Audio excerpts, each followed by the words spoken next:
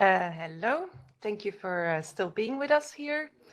So we have four very interesting papers on gender.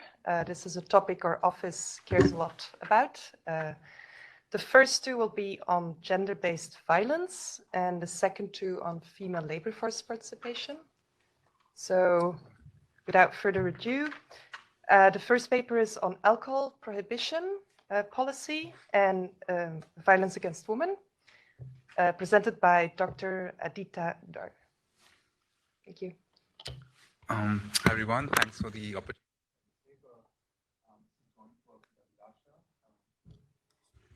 This is John with Abhilasha, and we're hoping to look at the causal impact of an alcohol prohibition policy on violence against women. So alcohol bans are kind of, well, I guess looking at the map, somewhat popular in some countries, but this is not just in Muslim majority countries, but also in countries that that are not Muslim majority. And in terms of looking at causal estimates, I think it's an important question to consider. It's a very important policy relevant question in India. At least 5 states are actively considering implementing this ban, as part of their policy program. So we are looking at the question of interest is what is the causal impact of the Bihar's alcohol prohibition policy on violence against women. I'm going to show you some simple difference in difference design. We're going to exploit variation in baseline alcoholism rates. Before the ban, we observe what was the male drinking rate, and we're going to use that to define districts as treatment control. And what we're going to find is that the policy led to a relative increase in rapes by about 22% and sexual violence by about 44%. And hopefully we'll have time to discuss as to what the mechanisms behind some of these things might be. So the study is conducted in Bihar, which is a state in northern India. It's about 1.5% of the world's population. It is one of the poorest regions in South Asia, and it's a neat setting for this study because about 33% people in Bihar drink alcohol, but there is wide variation at the district level. This was a surprise announcement. It wasn't anticipated by policy experts or by citizens themselves. And what makes this policy special is that this is a universal ban on consumption, sale, and production of all kinds of alcohol, including country liquor, which is in some other parts, hasn't been banned. And this policy was aggressively enforced, even in a weak state like Bihar, almost about 175 arrests and 935 raids every single day. And this is kind of very, very strong numbers. So what data will I bring to bear? We will use for rapes data from the police records. This is at the district month level from 2013 to 2019. And we will use an independent separate data set for sexual violence. This is self-reported by women, the National Family Health Survey, also also known as the demographic health surveys. But unfortunately, this data set we only observe at 2 points of time, before the ban and after the ban. So it's just simple pre and post. But for the rapes, we can show you parallel trends. So that's the 2 main outcome variables, two different data sets. The treatment intensity comes from the NFHS data set, which was done before the alcohol ban. So it was, that's we use for baseline, to construct these baseline levels of alcoholism. And then we can control for a variety of different things from a variety of different data sets. Happy to talk about them separately. So this is our main variable of interest, our main treatment variable, just showing you from yellow to light. From light yellow is like districts that have low alcoholism in 2015. The policy was implemented in 2016. So at baseline, low alcoholism, and dark green is ones that have a high alcoholism. And we're going to divide them as treatment control as above median, below median. Okay. Now you might be concerned that this variable of interest, like this treatment status, is correlated with the outcome variable before the ban. And just looking at what the pre-ban rapes were and pre-ban sexual violence, there's kind of close to zero correlation between them at baseline. Okay. So there's not as much reason to worry about this over here. Now, I'm just showing you the raw DID estimates. So there's, a couple of papers on this topic, and they're all finding opposite results. So just like here's what we find. So this is just no econometrics, simple trend line, take the Bihar police data, graph them quarter by quarter, and just split them by treatment control. Treatment of the places which have high alcoholism rates, and so they are more likely to be exposed with the ban. Low alcoholism rates have less exposure because there are less people who are drinking there. Okay, and so you see basically before the ban, so I'm plot for you in the dotted line. Before the ban, there are kind of similar trends, kind of treatment control areas, and after the ban, these treatment which was in the red line kind of increases, and you see this just the raw numbers I've just shown you on the top. Pre-ban about 1,700 rapes in treatment, and post-ban they increased 2,600. And this is, just the naive difference to the body, an increase of 480 rapes, just, in terms of the raw numbers. Obviously, this is just correlation. We want to control for a variety of different things. But let me just kind of convince you that there is something happening at the correlation level as well.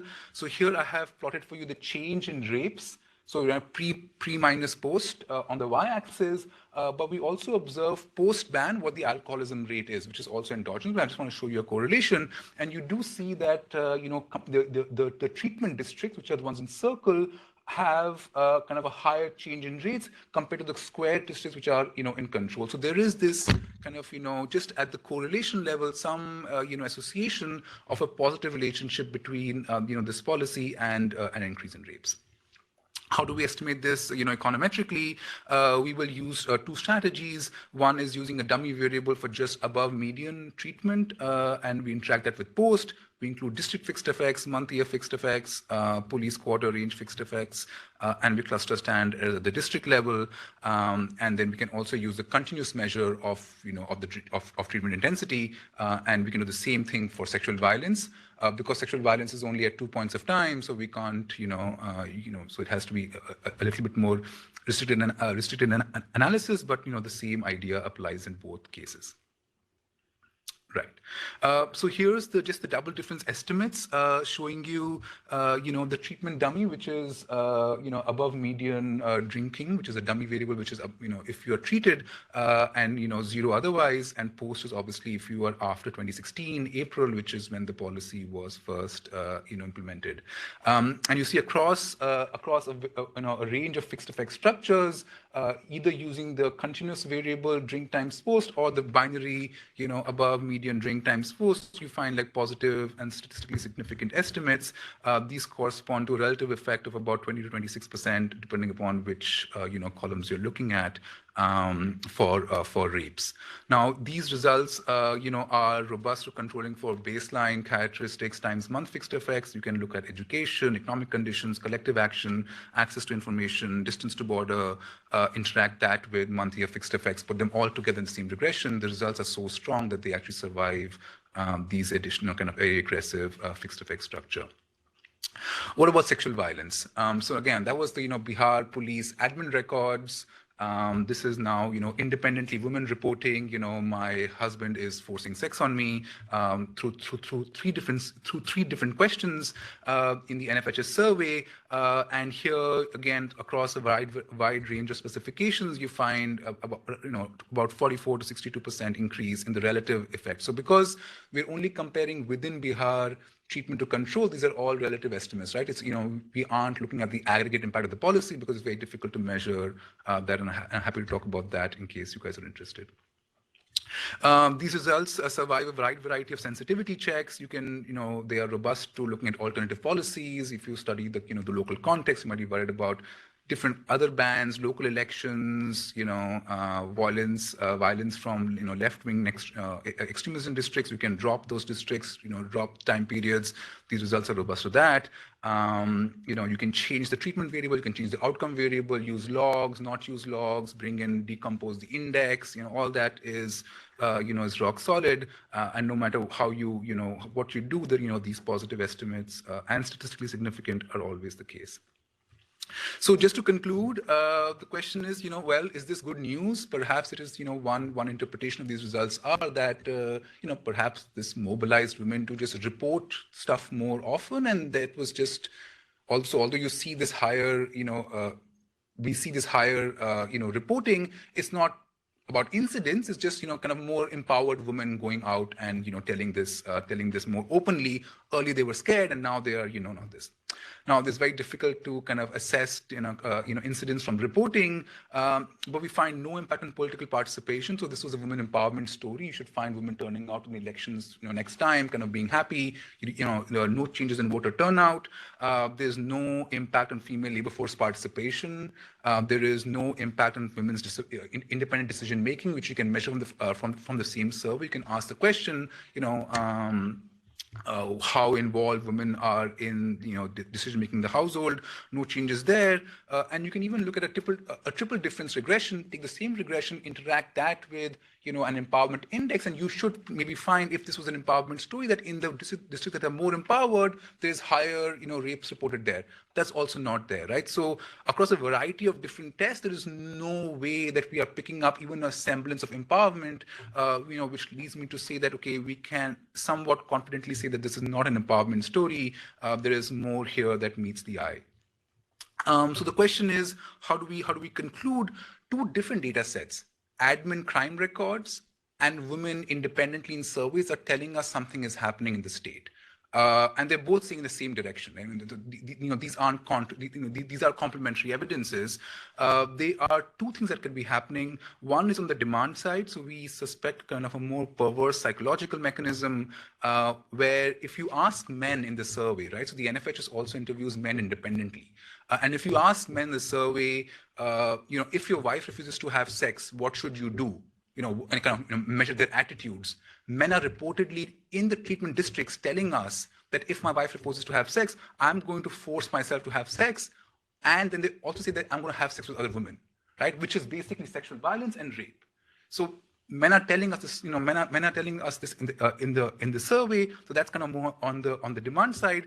And on the supply side, I suspect what's happening is because this policy is aggressively enforced by the Bihar police, 2/3 of the enforcement burden fell on the Bihar police. People in Bihar are not going to work 24 hours a day just because it's the CM's initiative, right? They're going to work 4 hours a day, 6 hours a day. In that time, you can have them either, catch drunkards in the street, or you can have them do their job. So this is, in my view, a very classical Econ 101 substitution story, diversion of police resources. So a supply side is being, is much more relaxed, and demand side, this kind of deteriorates attitudes because men unfortunately have this perverse psychological mechanism. So that's it from my side. Thanks very much. Thank you. Very fascinating, alarming, and surprising findings. I have a first question, if I am allowed. So I think the most interesting part of this paper is really trying to figure out what is this mechanism. And I wonder if you have a way to test whether it is indeed, for example, the enforcement story. So do you have a way to test enforcement intensity? Is there district level variation in enforcement intensity? That could be a very nice addition. Yeah, thanks. So yeah, so we have actually that, and maybe we should. How does it work? Oh, so we do observe enforcement intensity. We haven't tested for that quantitatively, but qualitatively there are anecdotes from senior police officers which basically say the same thing, that the task of policemen was to check criminal activity, but now there's an additional burden to seize liquor, and other senior officers are saying crime is going up in the state. Prohibition, please understand this is Nitish Kumar's, the CM's favorite baby. He's indulging at the expense of other probably more pressing requirements. So there's anecdotal evidence. Quantitatively, I guess we can also look into that. We just don't have the free data to be able to look at it, more systematically. But just to give an idea of the enforcement rates, this is how many arrests and raids are happening, in the entire time period, and about 3/4 of the burden is borne by the police, not by the excise department. So there's some, we can corroborate the story, but we're good to look at it econometrically as well. That's a good point. Thanks. I see many questions. Please go ahead. So there's a paper, I'm pretty sure 2015 AER, Luca, Wen, and Sharma. They looked at the similar question exactly on Haryana ban. Haryana state banned alcohol similarly back in early 2000-ish, So they actually found exact opposite what you found. They found that sexual violence and other type of, I can't remember now exactly, but so they found the violence against women actually went down after that. And I believe they did the similar post and D&D. So I don't know whether you know about the paper, but yes. So it's an AER 2015. Is an AER like paper and proceedings? No, it's an actual AER paper. Yeah, Luca, Owen, and Sharma. In the back, yes. I was wondering that you did like inside the whole analysis is inside Bihar. So why? But then the ban is also on the whole of Bihar. So in a way, the full Bihar is treated. So why didn't you do like neighboring state analysis or synthetic control or something like that to understand the aggregate effect of the ban in Bihar? Yeah, that's a great question. That's kind of that's how the paper actually began, was looking at Bihar Jharkhand comparison, which is what a couple of other papers have also done.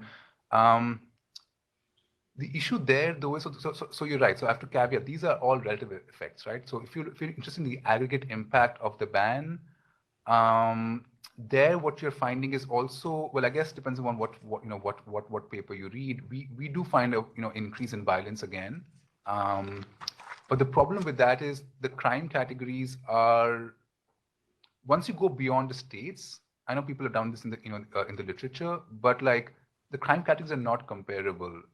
There's just too much variation institutionally that is very hard to control.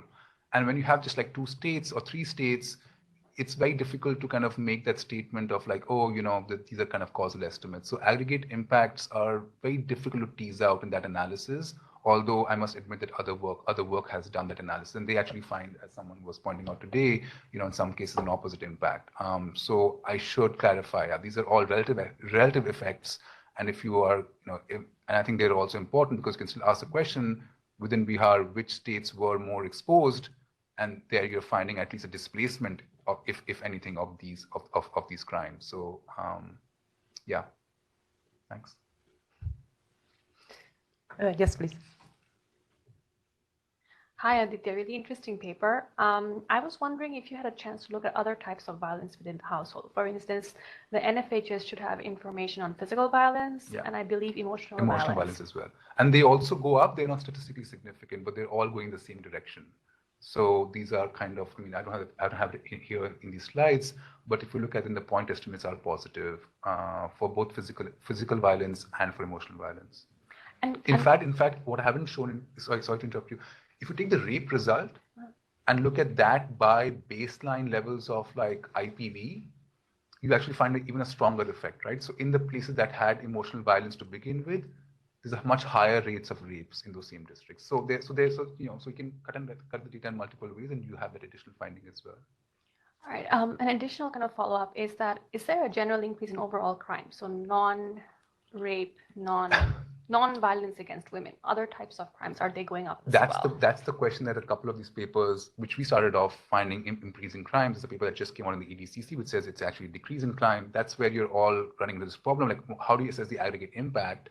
You include district fixed effects, there are positive effects. If you do not include them, you include the simple Bihar dummy, so Bihar state dummy with that, then you find negative effects. It's very difficult to tease it out.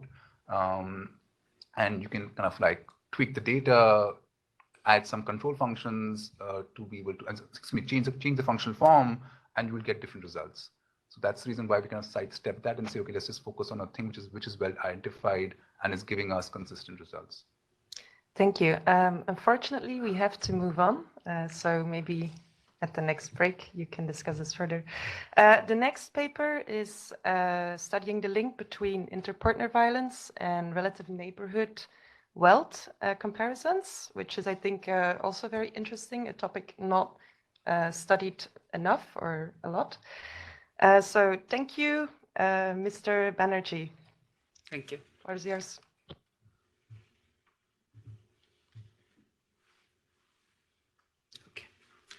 So, hi everyone. Today I'll be talking about a novel theory to explain the mechanisms of domestic violence. earlier studies in mechanisms of domestic violence or intimate partner violence or IPV have talked about the couple's income gap and the husband's gender ideology. I'm adding a third variable to the mix, which is neighborhood wealth comparisons. And I'll talk about how this should affect IPV. It is through a self-esteem channel. I'll elaborate on this more. I asked a specific question: can neighborhood wealth comparisons impact IPV? And the short answer is yes, it does. I find that women in relatively poorer households in the neighborhood report higher incidence of IPV. The literature that inspired this paper is the gendered resource theory, which states that when women earn relatively higher compared to the husband, there is an increase in domestic violence or IPV. And this impact is higher if the husbands have a traditional gender mentality. And by traditional gender mentality, I mean that the husbands believe that the men should be the breadwinners of the family and the women should be doing household work. So this study, gender resource theory, claims that domestic violence happens through an income channel which threatens the masculinity, and the strength of that effect depends on the husband's gender mentality, whether traditional or non-traditional. I'm going to study another channel of threat to masculinity, which is through the neighborhood wealth comparisons. So how this works is people who are at the higher income end of the neighborhood wealth spectrum would have higher self-esteem or higher social power, and people who are at the lower end of the income spectrum in the neighborhood would have lower self-esteem and lower social power. Other studies in the literature have found that self-esteem is in fact linked with wealth comparisons at the neighborhood, and the mechanism is that if you are relatively poorer in the neighborhood, you would have lower social power, lower self-esteem. There will be a higher threat to masculinity and therefore higher IPV. To sum up what I've said till now, relative income and traditional mentality channels have already been checked to predict IPV. I'm adding a third variable to the mix, the relative wealth in the neighborhood, and I'm seeing how this helps us in predicting IPV and how it interacts with the previous channels. And I call this theory the power gendered resource theory. The data set I'll be using for this is the National Family Health Survey. And like Professor Das said, that this is India's version of the DHS. And this is very helpful in studying domestic violence. My analytical sample will be 117K observations through 3 rounds of the NFHS. My main dependent variable is going to be intimate partner violence faced by the wives in the past 12 months. I also study 3 components of the IPV, which is emotional, physical, and sexual IPV.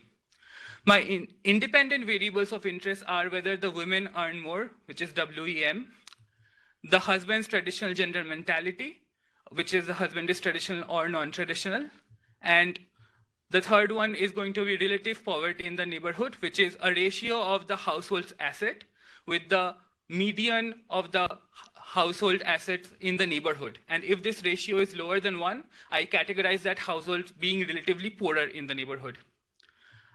I now show average incidence of IPV through the different rounds of the NFHS dataset, and we can see that the IPV average incidence has been constant through the 3 rounds of the dataset that I look at. Now I'll tell you about how this average incidence depends on the wife's relative income and husband's gender norms. So we can see that there is a differential impact of the wife's earning on IPV based on if we are looking at traditional husbands or non-traditional husbands. In the leftward side of the bar graphs, if we look at non-traditional husbands, when wives earn more, the average incidence of IPV is 28%. And the average incidence of IPV for wives who earn less or equal is 21%. And the gap between them is 7 percentage points. If we look at the same gap for traditional husbands, we see that the gap is 10 percentage points. And the difference in these 2 gaps, which is the GRT effect, the number in the middle, is 3 percentage points. So we see that the traditional husbands, there is an increase in IPV when wives earn more. Now, this is supportive evidence for the gender resource theory. I'm going to take this setup and compare between relatively richer households and relatively poorer households in the next slide. So here in this slide, we see that in the left, we have relatively richer households in the neighborhood. And again, we see traditional husband cases having a higher increase in intimate partner violence. The GRT effect here is 5.6 percentage points. But interestingly, if we look at relatively poorer households in the neighborhood, for non-traditional husband cases, the gap in domestic violence that occurs when wives earn more is 8%. And the gap for traditional husband cases is 9%. Here, the gaps are not statistically different from each other, and it's essentially zero. And the difference between the two GRT effects is the PGRT, or the power gender resource theory effect. So for relatively poorer households in the neighborhood, I can see that non-traditional husbands are behaving like the traditional husbands. Now, all these results are descriptive statistics. They do not control for other things that can impact IPV. And that is why I run a fixed effects regression model where my IPV is my dependent variable. I have my independent variables of interest along with their two-way and three-way interaction terms. I also control for household and individual level controls and regional and temporal fixed effects. These are my model results, and I'm going to walk you through them one by one. In the first three models, I regress the independent variables of interest on IPV. And in the fourth model, I have all of them together, and I see that all of them predict higher incidence of IPV. The fifth model tests for the gendered resource theory again. And here, I find that if a husband is traditional, the wives who earn more are likely to face a 2 percentage point higher IPV than higher earning wives of husbands who are non-traditional. And this is similar to the descriptive effect that we find here, which is a 3 percentage point. And here, after controlling for several things, I find a 2.3% impact. The sixth model tests for the PGRT effect. Here, the two-way interaction term shows the GRT effect for relatively richer households, and the three-way interaction term checks for the difference in the GRT effect between the relatively richer and the relatively poorer households. Here, the effect that I get is a minus of 4.5%, and that is similar to what I had got in the descriptive results as well. Now, I depict this model result in a graphical form using the marginals because it's easier to see what I'm talking about. So if we look at the left-hand panel, the relatively richer household cases, the solid line shows us the non-traditional husbands, and the dotted line shows us the traditional husbands. So we see that as we move from left to right, wives' relative income increases, the traditional husbands increase IPV at a higher rate than the non-traditional husbands. But that's not true for relatively poorer households in the neighborhood, which is the right-hand panel. There we see that the increases in IPV when women earn more is similar between traditional and non-traditional husbands, and this suggests that non-traditional husbands are behaving like traditional husbands when they face threat to masculinity from the wife's income channel as well as negative social wealth comparisons. So the conclusions of this paper are that the gender resource theory holds for the Indian context, and neighborhood wealth comparisons are a significant predictor of IPV. Interestingly, I find that non-traditional husbands are as bad in committing IPV as traditional ones when they are relatively poorer in the society. And other literature in this field always focuses on gender sensitivity training for traditional husbands in particular. But I show a particular case where non-traditional husbands are also guilty of committing crime as bad as traditional ones. I run all this analysis for different components of IPV as well. And I find that physical IPV is the driver of the results. For the mechanism, I only provide suggestive evidence that it is driven through the self-esteem channel. I am talking to my co-authors about conducting a primary survey so that I can measure self-esteem directly in order to provide a more conclusive evidence. One thing that I'm thinking about is also the policy implications of this. So I would love some suggestions from you guys on what you think. And this concludes my presentation. I'm Akarshik Banerjee, and this is the Power Gender Resource Theory. I'm happy to take questions. Thank you. Again, I have my question first. So what I think is interesting is your So the neighborhood, how do you define the neighborhood? Because if the effect goes through relative comparison, then what is the reference group? That would be important to define if this theory holds. Thank you. That's a very good question, and I should have mentioned this. So neighborhood in my context means villages, and that is dependent on the village that the NFHS surveyors have chosen. So the idea is that people in the neighborhood behave similarly. So for rural area, that is the villages, and for urban areas of India, it is something called a census enumeration block. And one follow-up question: have you tried to alternate these reference groups? It's something that we in our office are looking at a lot. Like, what is a relevant reference group? Of course, it depends on like rural versus urban areas, but even like within rural areas, is it the family? Is it a community? Like, what if you make these bigger or smaller? Does that influence your results? Yes, that is a very important and interesting thing to think about, but the data set does not allow me to go any like deeper. So village is the most granular thing that I see. Then I see households. So I cannot see community and things like that. Thank you. Thank you. Okay, question there? Yeah, in line with the same question. So on an average, how many samples do you have in each neighborhood? Because you're taking an average. If the sample is too small, like the average is not going to be meaningful. Yes. So I have, just for comparison purposes, restricted the number of households in a neighborhood to 2. So it is definitely not less than 2, but it can range from anything from 2 to 40. So most of the cases are inside, like towards the middle of that range. Yeah, I would not trust any estimates which is less than 1,000 because it's going to be biased. Like yeah, so there are survey weights. That's a very important point that you're picking up, that the neighborhood comparisons may not have enough households, but this NFHS data set is a nationally representative survey. So I do weight them so that the effective estimates are free of bias to a certain extent. But yes, if ideally I would have been able to get thousands of households in a neighborhood, that would be the best case scenario. So yeah.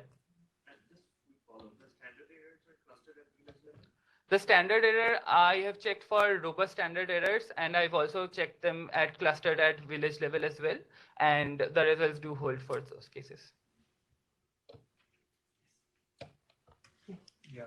I had a follow-up to Dr. Nelly's point. I think what you can try to do, because I think the question of what the relevant reference group is very important, and maybe you can try to play around with like the caste composition of the village. Maybe look at like, you know, so do you see like scheduled castes kind of reacting differently when someone from a higher caste group, you know, has, you know, different preferences? So basically, I mean, kind of you are looking at only class background, but you can interact that with caste to look at how that interaction plays out and whether, you know, kind of you are mimicking higher caste groups, and maybe kind of that has any impact with your theory. Yes, that is also a very valid and interesting point.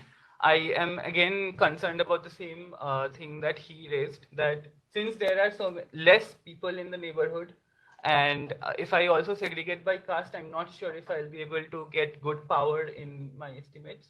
So maybe this data set is not the best data set to answer the question that you are asking, but this gives us suggestive evidence that one aspect of wealth comparisons need to be looked at more like in a keener sense.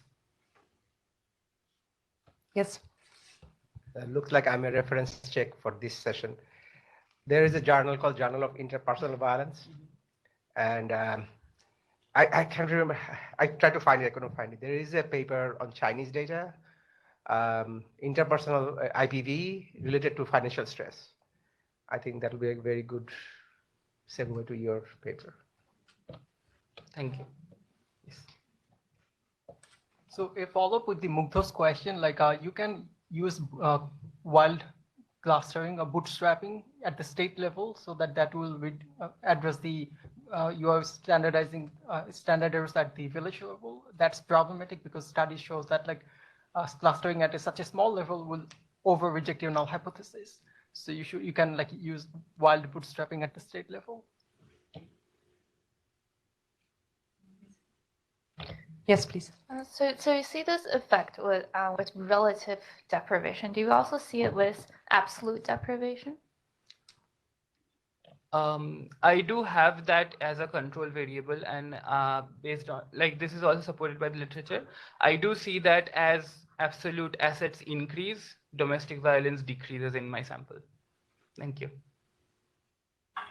One other suggestion, like you are using the district fixed effect or village fixed effect? My regional fixed effects are states grouped into region. And this is something I've picked up from other domestic violence papers in the literature.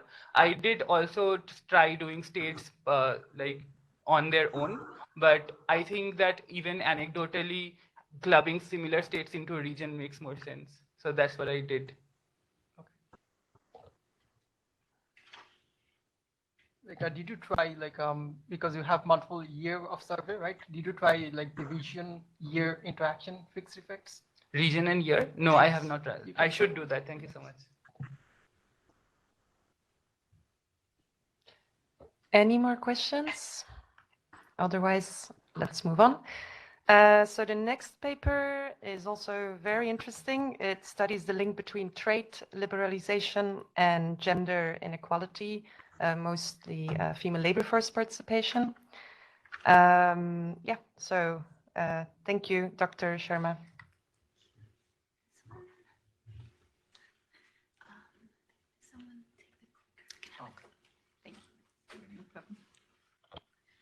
Thank you so much for having me. Such fantastic papers in the session already. And I'm happy to be back. I was here the last time we had the SANEM World Bank Forum. So yeah, well, my paper looks at the impact of trade liberalization on gender inequality in India, and it uses a task content of occupations framework in order to do so. And really the motivation behind the paper is this recent literature in trade liberalization that shows that the impact of trade liberalization is gendered. The most common channel that has been explored in this literature is the fact that trade-induced competition makes it very costly for an employer to practice race-based discrimination, right? And so it reduces gender inequality in labor markets. It's been shown in the case for some developed countries and some developing countries. In another paper in Mexico, it's also shown that trade can sometimes reduce the demand for physically demanding skills and thereby increase the demand for female workers, right? But sometimes trade can also have a negative impact on female workforce participation because, you could have a case where greater export orientation requires more flexible hours for women, and negatively impacts their labor force participation. And some studies that actually look at the impact of policies that interact with liberalization, which might also sometimes have a negative effect on, the composition of the labor force, especially when we're looking at gender. So this paper also considers the differential impact of output and input tariffs. And really the idea is to get a more disaggregated picture to see what kinds of effects impact what kinds of workers, right? So I'll explain that a little more. But firstly, this paper considers the differential impact of output tariffs and input tariffs. Where output tariffs in this study actually capture the competition effects of trade liberalization. So really, these are tariffs on my product that are declining, so the competition in my industry is increasing, whereas input tariffs are the tariffs on the inputs that I'm importing, right? And this, in my paper, will capture the technology adoption effects, right? And this is based on a lot of literature that shows that as tariffs on imported intermediates decline, then we find that firms import higher quality inputs. These are typically technologically superior. There are also stronger productivity effects of input tariff liberalization. And there are complementarities with investment in foreign capital and also complementarities with the employment of skilled workers. So really input tariff liberalization will measure the technology effects of trade, whereas output tariff liberalization will measure the competition effects of trade in this paper, right? And then further, I'm going to use the task content of occupations framework to examine the effects of each of this mode of liberalization on female workers, right? So we all are familiar more or less with the Acemoglu and Otter paper, where they classify occupations into 4 main categories based on whether the occupations are intensive in routine tasks or not, right? Or whether they require manual or cognitive skills, right? So you get 4 main occupational categories: routine manual, routine cognitive, non-routine manual, and non-routine cognitive. The hypothesis being here that when we think about, routinization, the expectation is that, increased routinization is going to reduce the perceived differences between female and male workers for an employer. So competition effects would be more strongly felt in these kinds of occupations. Now, when we think of technology, we know that it might reduce the demand for physically demanding labor, but also, it might also displace workers, right? And again, it'll be interesting to see what happens if the occupations are routine or non-routine. And if the employer is enjoying stronger productivity effects, they may actually practice race-based discrimination when deciding whom to displace, right? Also, this technology adoption might be skill biased, so it'll be interesting to see what happens along the cognitive and manual dimension of this categorization. So really, I use 3 main sets of data. There is tariff data, household level data, and the ONET data. The tariff data is from trains. And the input tariffs are calculated as a weighted share of output tariffs on the inputs used by industries. And you can see that on average, output tariffs and input tariffs have been declining. There is a low correlation between input tariffs and output tariffs in this study. Even there's an outlier here, which is iron and steel. I'm going to be dropping that from my robustness tests. The correlation coefficient is even lower. We might be concerned about potential endogeneity with liberalization. Is there lobbying? Is there protection of laggard industries? So I conduct a few tests to show that there aren't any significant relationships between industry level size and output and input tariffs, industry level wages and output and input tariffs, and also try to show you that there was a rule that was followed when this tariff liberalization took place, right? And the rule was that it was mainly the industries with high initial levels of tariffs that experienced the biggest cuts. Right. Again, we have this outlier here, which I will, remove. And this is for output tariffs. We can see that there are some sectors here, which could be potentially protected. These are food and beverage industries, so I will be removing them in my robustness test just to see how they impact my estimates. Right. My worker level data is from the National Sample Survey of India. And I'm using the years 2000, 2005, 2006, and 2008, the thick years, the thick rounds for employment, unemployment.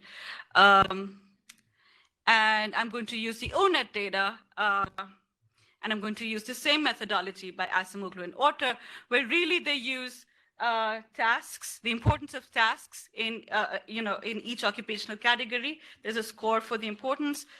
Based on which the occupations are categorized either as routine manual, routine cognitive, non-routine manual, or non-routine cognitive. So you can see that tasks such as analyzing data or information is more important for non-routine cognitive tasks, whereas pace determined by speed of equipment is more important for routine manual tasks, right? And so this is just to show you what this classification looks at the 1-digit NCO, although this is at the 3-digit, national classification of occupations. And it makes sense, right? Even though we're using it in a developing country context, we find that it is, plants and machine operators and assemblers that are categorized as routine manual, whereas legislators, senior officials, managers are non-routine cognitive, and so on, right? So we do get a nice mapping. We do see what we would expect even when we look at the summary statistics, that most of the male and female workers are occupied in non-routine manual occupations. Those in non-routine cognitive occupations make the highest average wages. Interesting to note that the gender employment gap is lowest in routine manual occupations, and the gender wage gap is actually lowest in routine cognitive occupations, right? And what I'm going to do for the purpose of estimation is I'm going to create cohorts using the 3-digit industry code, the state region, the gender, and the 4 occupational categories in this study, right? And the cohort level summary statistics sort of map what we find for the worker level data in terms of the trends across occupational categories, right?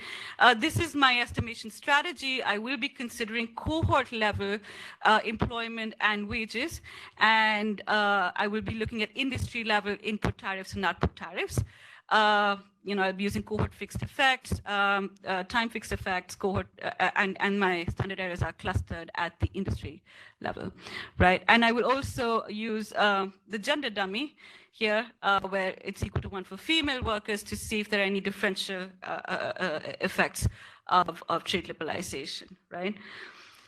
And I've considered a bunch of robustness tests, especially around potential endogeneity concerns. So this is the average, what we see on average, which is not really the focus of the paper, but we do find that on average, technology adoption through input tariffs is increasing employment. Remember, a negative coefficient here means that the dependent variable is increasing. Tariffs are declining and total employment is increasing. And we see some negative effects on wages for female workers through this, technology adoption, right? But and positive effects on wages, and especially relative wages through competition. But let's come to the occupational categories that I'm looking at, and this is sort of the main result of the paper. When we look at female workers in routine manual occupations, we find that technology adoption actually displaces female workers, right?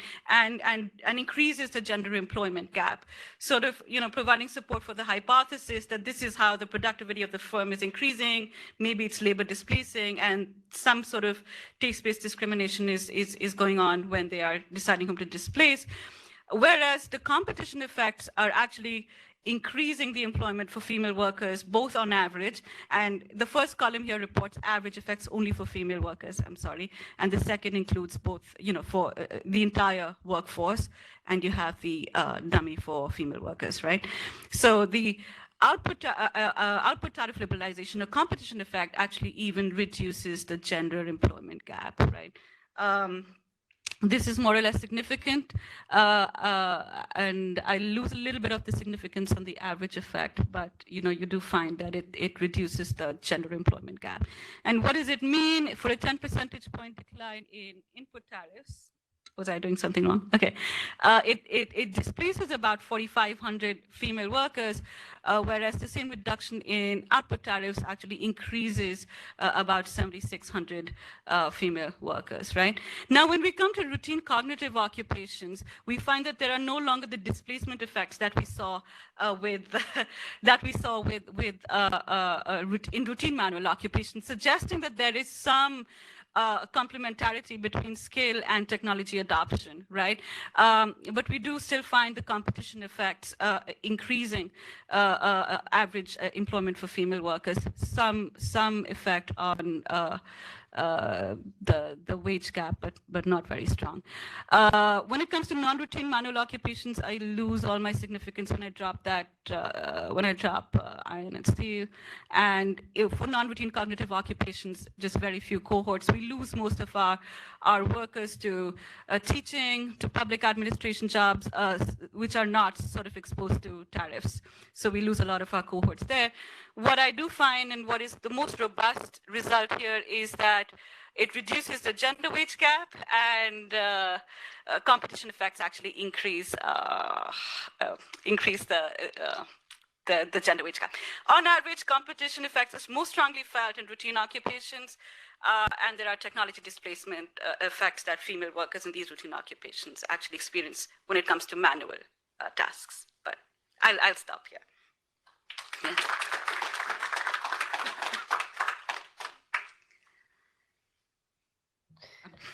Thank you. That was a lot to cover in a short amount of time.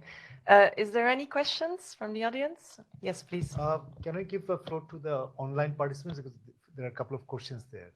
So I can read out. Chandralekha Mukherjee, she's asking, question one is that, did you focus on any particular industry like manufacturing industry, or consider gender from all industries? All industries. So all, okay. So there's a second question is, are you considering rural or urban area for estimating gender aspects? Well, I haven't. I'm just, using state, region, cohorts, and I'm assuming that cohort fixed effects to capture some of that. But yeah, it'll be nice to do that along the different dimensions. What we also find is there's a correlation between the kind of occupations and whether they are focused in agricultural, so non-routine manual, or mainly agricultural occupations, and so on. So, but yeah, it'll be nice to do that, as an additional analysis. Yes. And her final question is, FDI and foreign technology are also most important parts of trade liberation. Yes. So have you planned to focus on FDI? Yes, that's another paper. That's another paper, and we'll actually capture some of the sectors that we don't capture with trade liberalization, through FDI, especially in services. And yeah, I'm guessing we'll see more of the effects on non-routine cognitive female workers in those sectors. Yeah.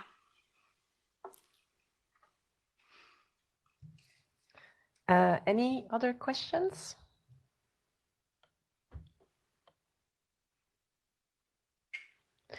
So it went a bit too quick for me. So as a general conclusion, what's happening with the routine versus the non-routine? Right. For women. For women, the competition effects of trade are actually benefiting women in the routine occupations, is sort of the main takeaway of the paper, right? And when we think about the technology effects, then the manual versus cognitive becomes important. You find that in the routine manual occupations, there are displacement effects, but as the skill of the female worker increases, it actually benefits them, so technology adoption benefits female workers in cognitive occupations, was what the result mainly was supposed to convey. I'm sorry about it. No, thank yes, you. yes. So right. Education, very important. Education important, and trade will only benefit through competition in these routinized occupations for female workers. Yes. Right. Any more questions? Okay, thank you. Now we move on to the last paper, also female labor force participation, looking at the link between transport, gender norms, and female labor force participation in India. Thank you, Dr. Balachandran. Yes. The floor. Thank you, SANEM, the South Asia Network, World Bank, for this opportunity. This is my first time here, and I really enjoyed it. Thanks also for putting me in this interesting session, and we are all already full with a lot of wonderful information. So this is a joint work that I have with Professor Sonal Desai. We are looking at the interaction of transportation, employment, and gender norms in urban India. We don't need this audience doesn't need this introduction, but basically South Asia as such have a lower female labor force participation, higher gender gap, but India has, compared to certain other South Asian countries, India has even lower female labor force participation, and urban India particularly has even lesser female labor force participation compared to the national average. Several literature talks about this, and some of them attribute it to supply side factors such as the age of marriage, fertility level, household obligations, etc. A few others attribute it to the demand side factors, the availability of jobs, gender discrimination, gender segregation in labor market, etc., etc. And also they attribute to some individual or demographic characteristics as well. But what is not often paid as attention is that how development policies or infrastructural policies, etc., are a part of this gender employment relation.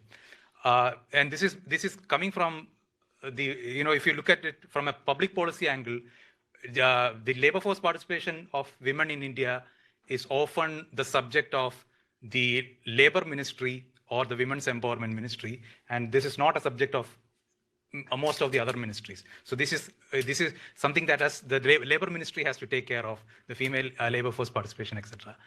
But here I am going to argue that what is the role of transport infrastructure investment in in altering the female labor force participation.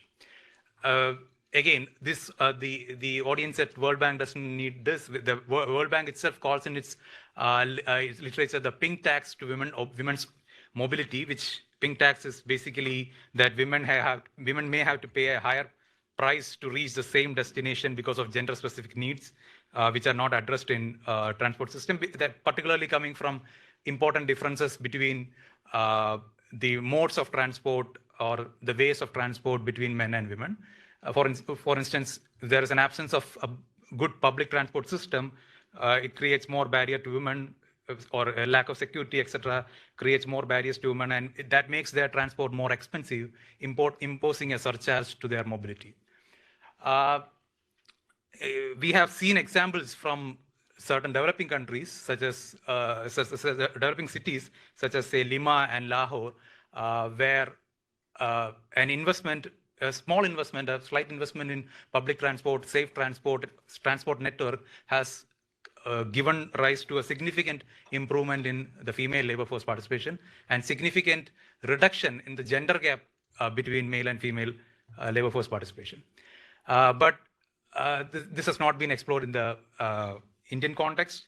And so this is what I'm doing here. And particularly what I'm doing is, we probably know that better transport leads to better employment, both across men and women, but how these associations are different across the gender, and as well as if these relationships are structured by the cultural context in which, cultural context of the communities to which they belong to. So as we have seen from the earlier papers in this session, that most of the questions related to development in India are often treated using survey data. We have seen examples of several survey data within this session. I'm using here what we call as the India Human Development Survey, which I'm a member of, and it is based in the University of Maryland. And the India Human Development Survey is the only nationally representative longitudinal survey in India. We covered around 2 lakh people, and 85% of them in 2005, and 85% of them were re-interviewed in 2012. And currently the third round of the survey is on the field. And this paper actually I started my work when the design for this third round of survey was happening. So what happens in India is that the development questions are often answered from the survey questions, whereas transport and infrastructure data that often comes from, say, the Department of Road, Transport, etc., which probably is a time series data, and sometimes also from state governments, which is a time series data. But these questions are not addressed in the sample survey because it's not a development question. The infrastructure question is not a development question, right? But here we basically I combine these two databases and check it from a development point of view. And also at the end of this, I would like to argue that future surveys in India should probably add transport related questions into its purview. And this is also a recommendation for the IHS3, which probably is going to be there. Some of my team members are here.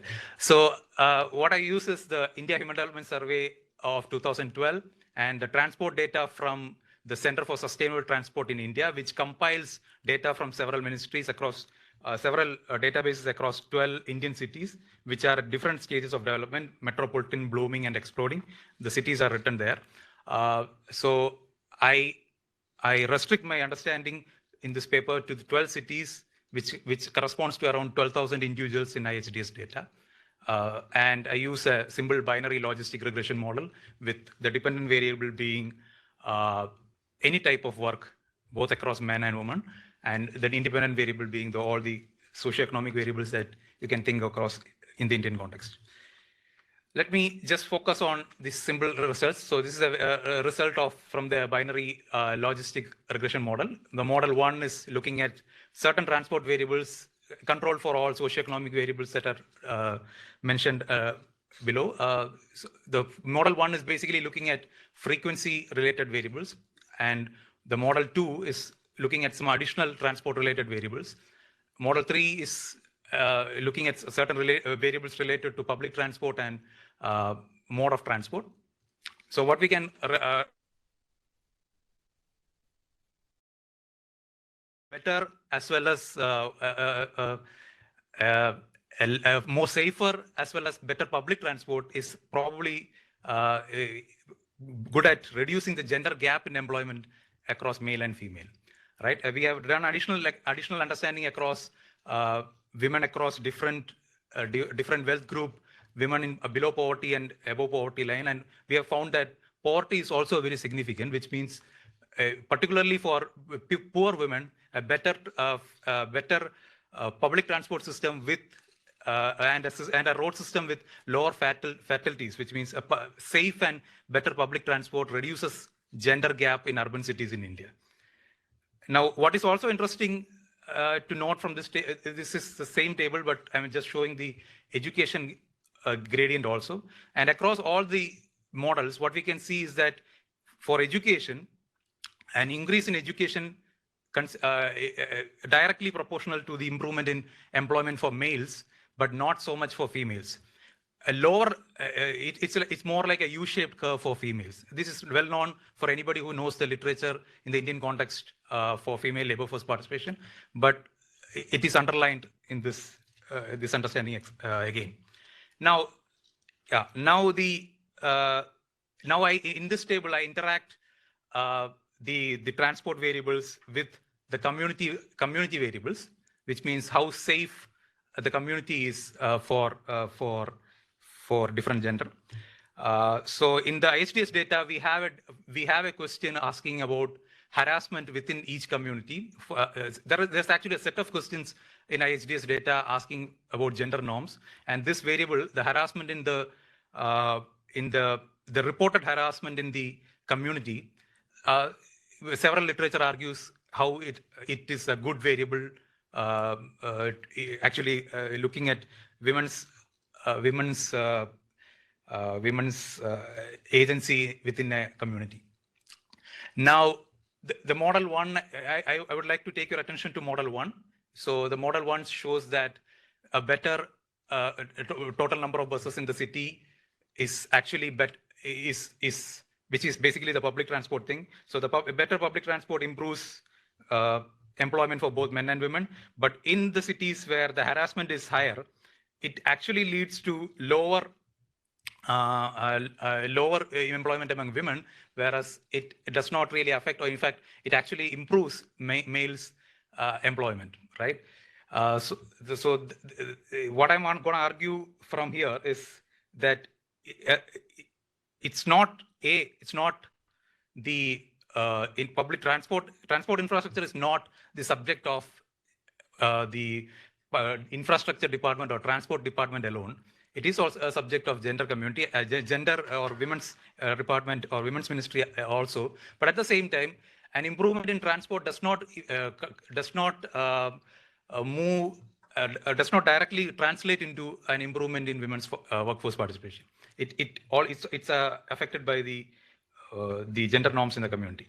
But this simple paper is basically this argument that future data sets in India, particularly survey data sets, should include variables like transport, which are very much gendered in its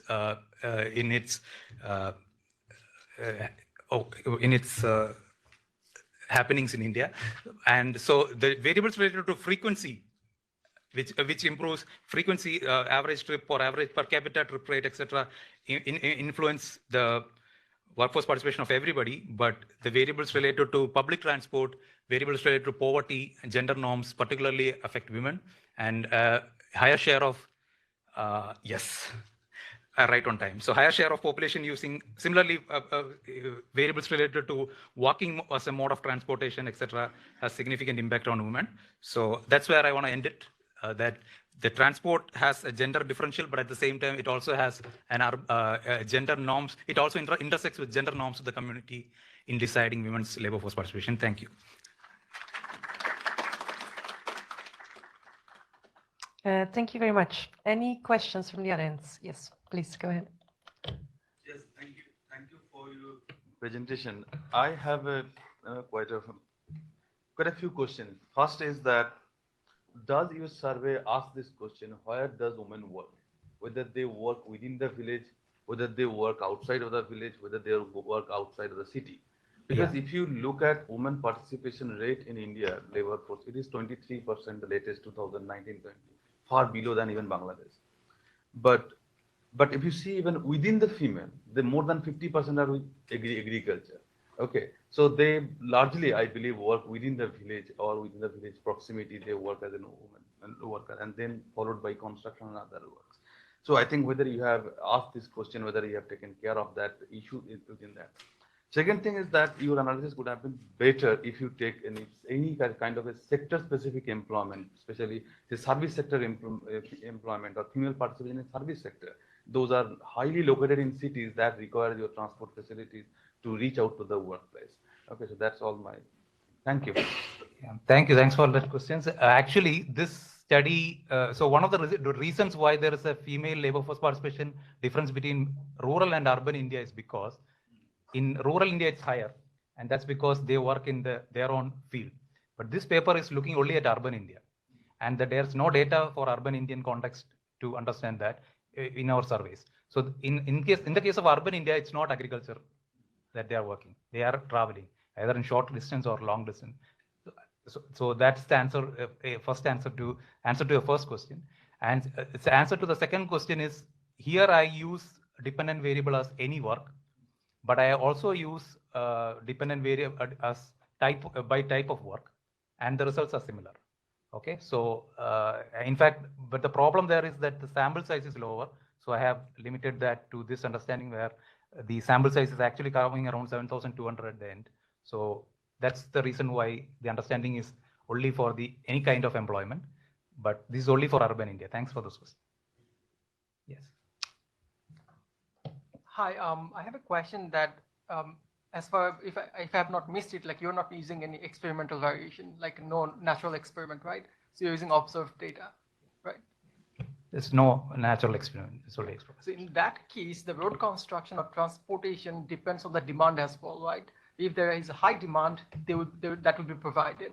So, but you will not be able to control that demand side aspect, right? Yeah, actually, that is one of the reasons why I started this paper is there's a high demand across India, across every state now for transport infrastructure. And if you look at India in the last 3-4 years, the investment on public transport infrastructure has been very high. Now the question there is, where should that investment go? So there, if you know India, then we know that last 2 years, 3 years, the investment in transport has been very high. So that's where the importance of this paper comes in. Yeah, the point is like where the investment is happening is endogenous, right? That's the point. Yeah, I need to think. Yeah, that's true.